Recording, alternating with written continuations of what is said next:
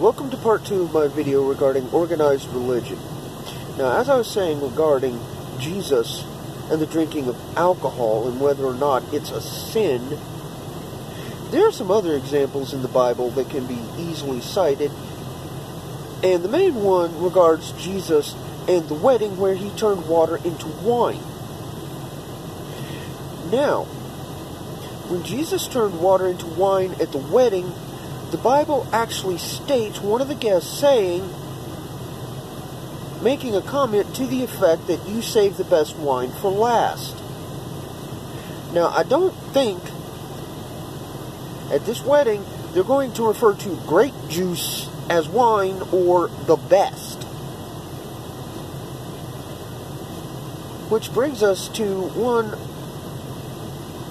rather interesting conclusion that either one,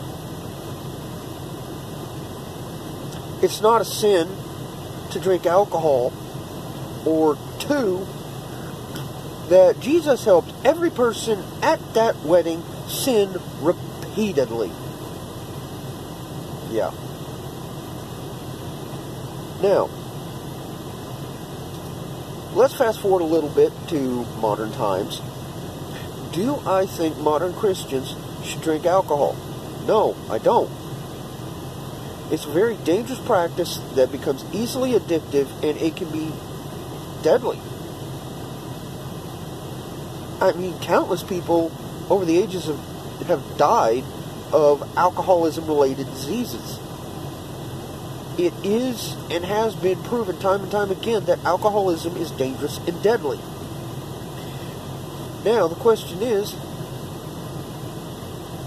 so why did people back in Jesus' time drink? I mean, even the poor people drank cheap wine.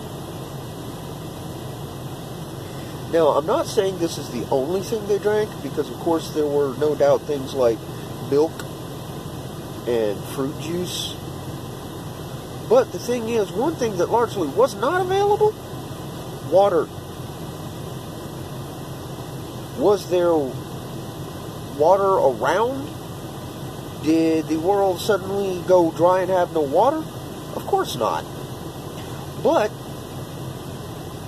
in Jesus' day and age, most towns and cities used water sources as open sewage systems, which gives you a pretty good idea of what was in the water if you tried to drink it.